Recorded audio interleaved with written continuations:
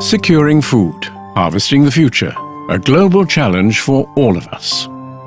Not having enough food is not the only reason for hunger in the world. Hungry people often do not have access to nutritious food. There are still too many people suffering from chronic undernutrition. Will we be able to reach Millennium Development Goal number 1? Most undernourished people live in South and Southeast Asia.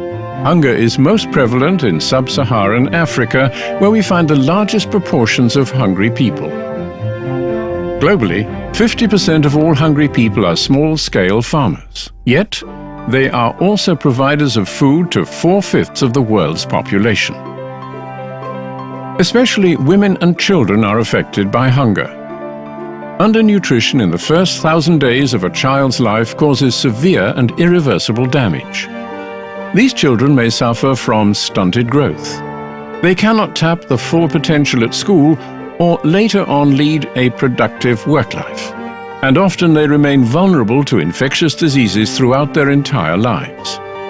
However, there's also another side to global food insecurity, the constantly growing number of overweight people.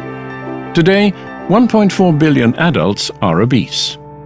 Overeating and unhealthy food cause lifestyle illnesses such as type 2 diabetes and heart diseases, all of which are on the rise. Hunger remains primarily a problem of equal distribution and access. Those who already have a lot get still more. Poor people are faced with a steep uphill. They can hardly afford their food. 1/3 of all food produced for human consumption is lost or wasted every year. To many, food also becomes less and less available. The world population will rise from 7 billion today to 9 billion in 2050.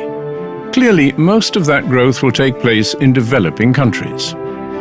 It will require global food production to increase 60% by 2050. Yet, the resources of our planet are limited. We have to manage them carefully. Agriculture is the largest consumer of fresh water worldwide, contributing to water pollution and water scarcity. It accounts for up to 30% of global greenhouse gas emissions.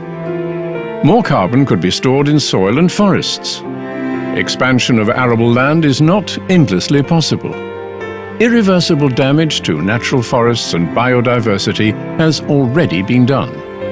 Unsustainable agricultural practices and expanding urban areas are responsible for the degradation of half of the land used for agriculture.